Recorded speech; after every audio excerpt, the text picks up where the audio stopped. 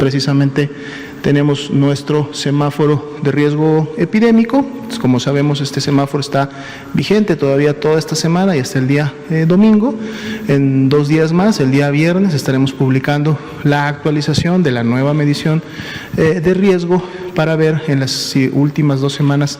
de este año cuál será el riesgo para cada una de las entidades. Pero para hoy y para estos días siguientes, recordemos, tenemos todavía 2 entidades en el nivel máximo, 24 en el nivel alto, 3 en nivel medio y 3 en nivel bajo. Para fines prácticos, la mayoría de las entidades en el país tendrían al menos un nivel de riesgo alto, lo cual genera disminución de actividades o debería de generar disminución de actividades en los espacios públicos. De ahí el llamado constante que se está realizando a la población de poder quedarse en casa y si se tiene que salir, hacerlo solo para lo más indispensable. Entre lo que lógicamente destaca el hecho de poder demandar atención médica si uno está enfermo, sobre todo si pertenece a un grupo de riesgo, con mayor razón todavía debe demandar atención médica de manera oportuna en las primeras 24, 48 horas. Lógicamente hay que abastecer el seno familiar de los alimentos que son necesarios para el día a día. Tratemos de programar las menores salidas posibles, adquiriendo productos para más tiempo y que preferentemente sea solo un miembro del grupo familiar, del núcleo familiar, el que salga por estos insumos alimenticios o de limpieza o de otro tipo, y que lógicamente además esta persona sea alguien que no pertenece a un grupo de riesgo. Y si tenemos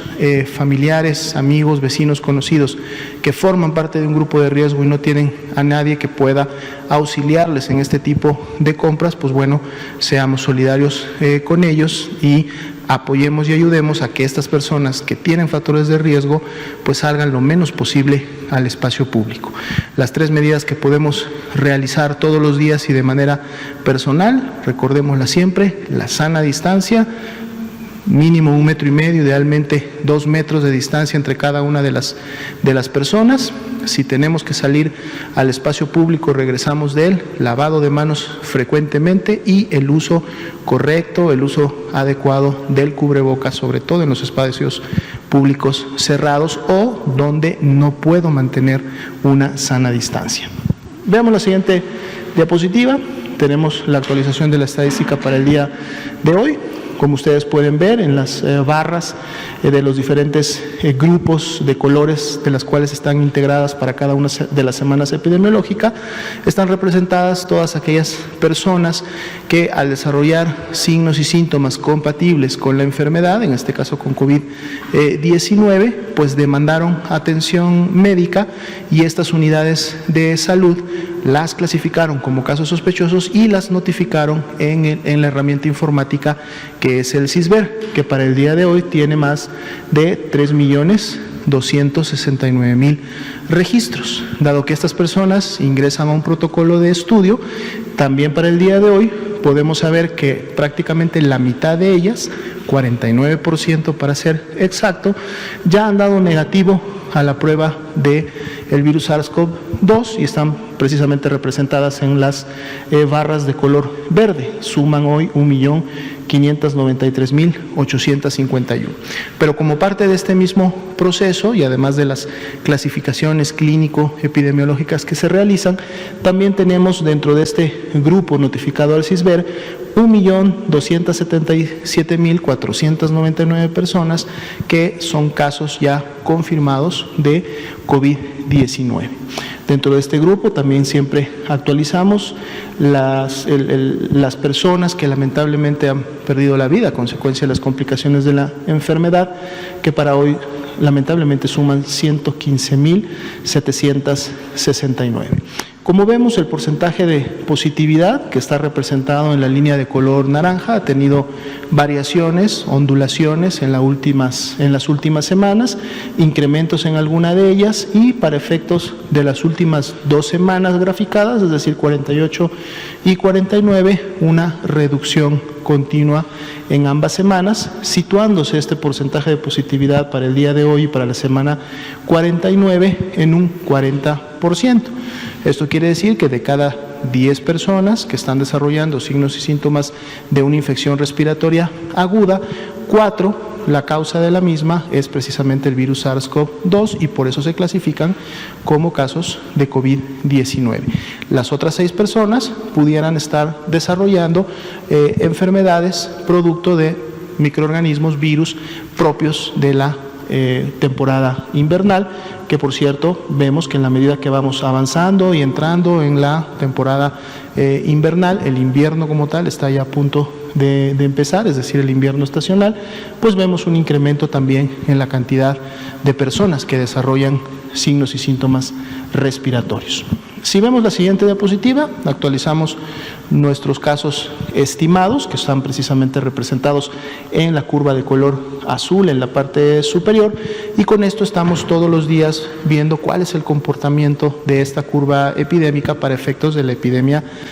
nacional, recordando que si esta curva se incrementa, se estanca o hace meseta o disminuye en algún momento, es precisamente las sumas y las restas de lo que ocurre en las 32 entidades federativas, sabiendo que básicamente son 8 las entidades que están contribuyendo a este incremento que vemos en las últimas semanas, mientras que todas las demás entidades o están en una fase de meseta media o baja, o inclusive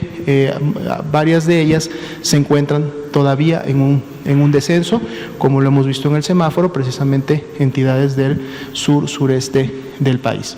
Para el diferencial entre la semana 48-49, y esto lo estamos actualizando todos los días también, pues hoy tenemos un incremento de un más 16%,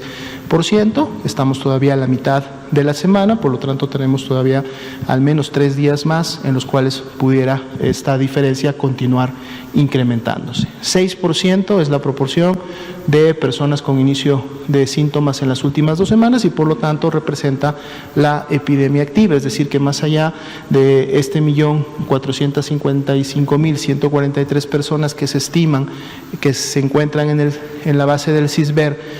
tienen ya en estos momentos o se clasifican como COVID-19 o lo tuvieron en la historia, solamente 83.768 son las que se encuentran activas porque representan precisamente los casos de las últimas 2 semanas.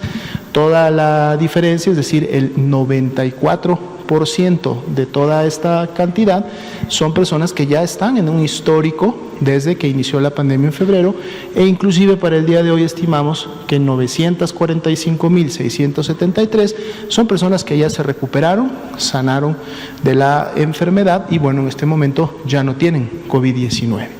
Si vemos la siguiente diapositiva, actualizamos también el enfoque hacia la mortalidad. Felizmente aquí no vemos un incremento importante como sí lo vemos en la cantidad de casos, es decir, sí hay personas que están enfermando y hay dispersión y hay transmisión comunitaria. Sin embargo, esto todavía no tiene un reflejo directo en la mortalidad, en donde el incremento semanal entre la 48 y la 49 se ha mantenido bastante estable durante la semana. Iniciamos con 1, luego subió un 2, hoy día subió un 3%, pero han sido cambios mínimos en relación a lo que sí vemos en la actividad epidémica de todos